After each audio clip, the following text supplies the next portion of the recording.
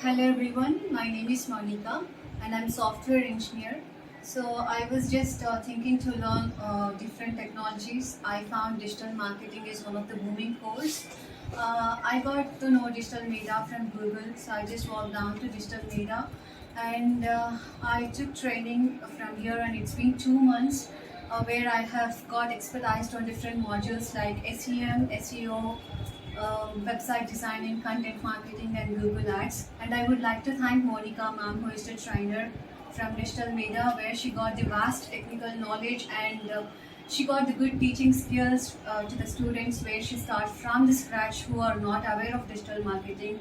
And this course has helped me to get expertise on various modules, and currently I'm doing internship from Digital Media, and the best part from this institute is where they got the placements as well from the various MNC companies they got tied up to. So it's a good opportunity for the students who want to enhance their career from digital marketing, and this is the best institute. You get trained from here and where you get the placements as well to give the interviews.